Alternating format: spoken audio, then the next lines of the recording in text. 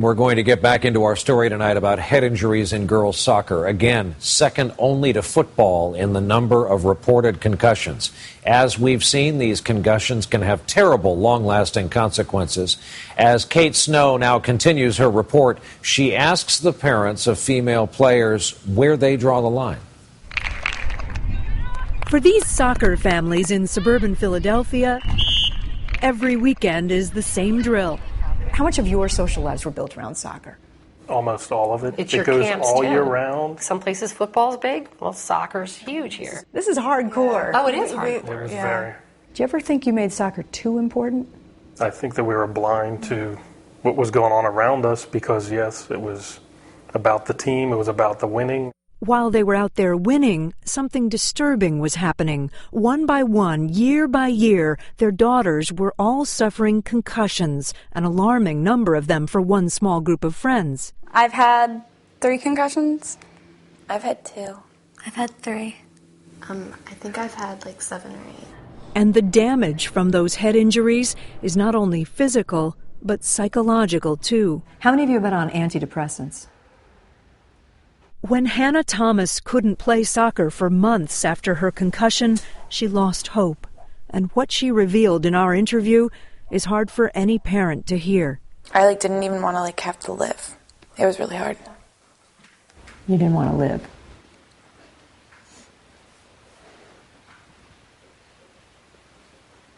It was really hard. What does that mean, Hannah? Does that mean that you actually thought about taking your life?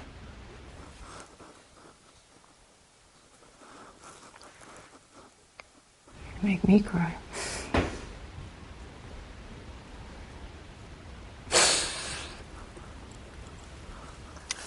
I just didn't know how I was going to live through the rest of what I was going through.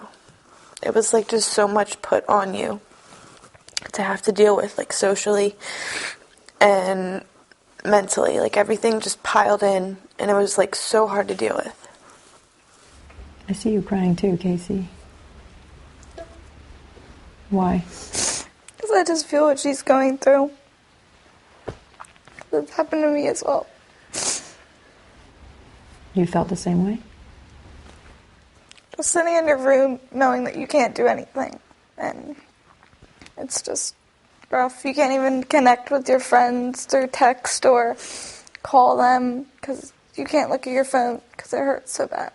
The tough decision as a family is it's either risk your brain or be socially miserable with no identity. That's a tough choice. Sports psychologist Richard Ginsburg says the growing enthusiasm for soccer from parents and coaches may actually be making matters worse. We get wrapped up. We want success for them. And so sometimes we lose perspective. It doesn't make us terrible people. It just makes us human. Over the years, I got so involved with it, it really became something that we shared. Jim Thomas started coaching his daughter Hannah's team when she was just 5. He's excited she's recovered from her injuries and has just been cleared by a doctor to play again. It was like a whole new horizon out there that we were going to get a chance to get back in and be able to rejoin an activity that was such a big part of our lives prior to the concussion. Interesting that you're using we. Mm-hmm. So it's both of you? Yes, absolutely. I'm a soccer mom. I have 2 kids who play soccer. I love the game of soccer, but it's a game. It is a game. And at some point you wonder whether you have to say to a kid, this is just a game, it's not worth your health. I've said that.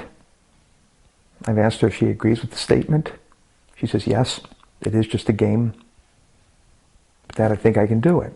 And Dad, I really want to do it. She said that she got so depressed that at one point she actually thought about taking her own life. So now that she's recovered, why take the risk that she could end up in a dark place like that again?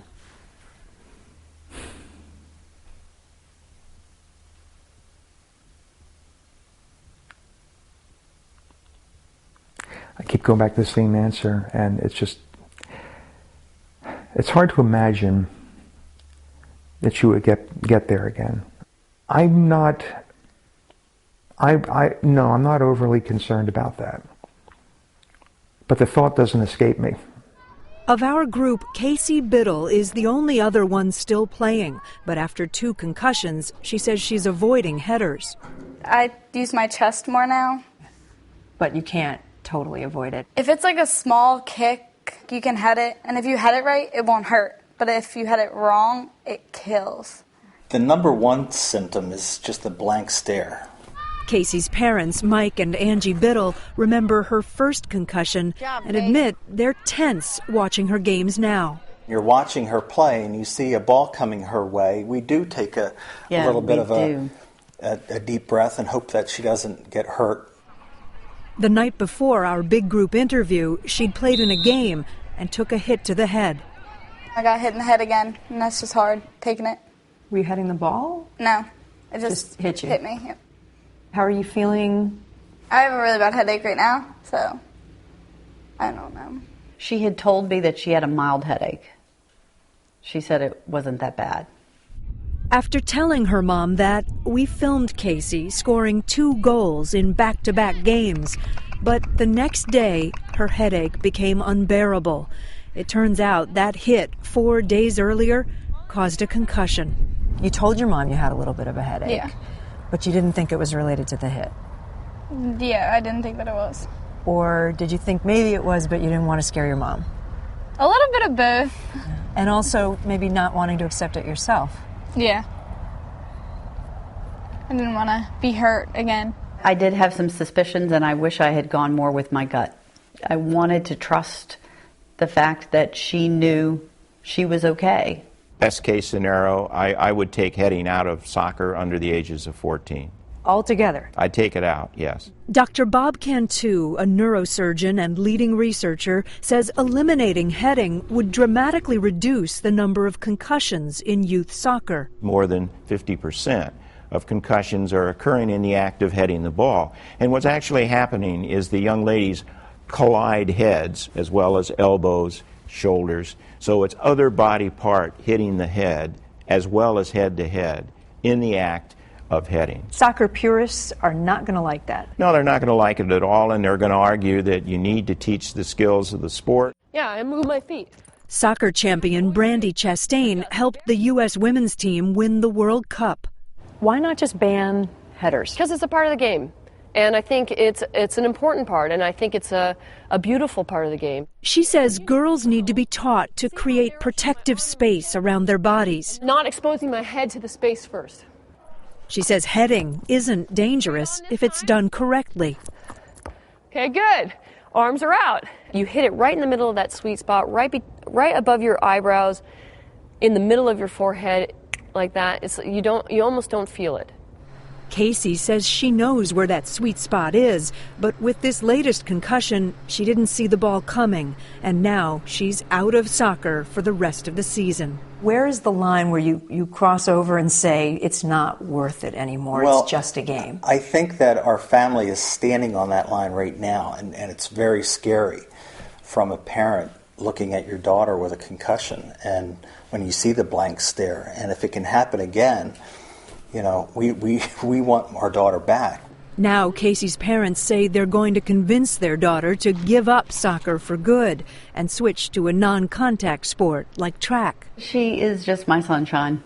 She lights up the room when she walks in the room. And that's the light that you want to see every day. You don't want to see the blank stare. As for Hannah Thomas, she's getting ready to try out for another travel soccer team. I really want to play.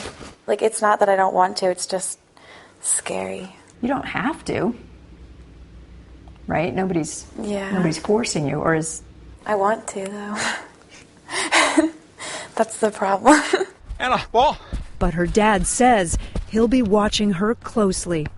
We're at the point where if she does have another head injury, that soccer's over.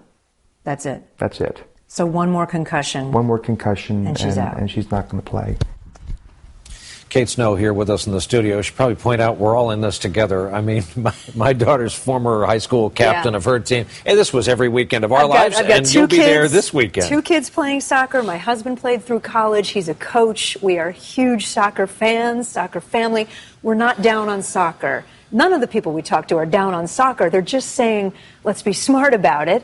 If you see anything, I mean, you heard the girls say, Brian, they don't necessarily tell you how they're feeling. Right. They don't necessarily lie to themselves, and they lie to their coaches and their parents. So if something looks wrong, like that mother said, my gut was telling me something was wrong, take the kid out of the game, wait it out. It's better to be safe than sorry. And the other thing these girls did is they played through concussions, which meant that then, once you've had one, if you get hit again, you can do remarkable damage, life-altering damage to yourself with subsequent concussions. By the way, how representative is this team? All those that shot where all those hands stayed up in the air. They have a larger concentration, surely, of concussions than most teams do. They are an aberration in that sense, but they're reflective of the problem that's happening on teams across the country. I guarantee if you went to girls' teams all over the country, you would find many of them have had concussions. And if you suspect your daughter has had a concussion, I mean, what should parents?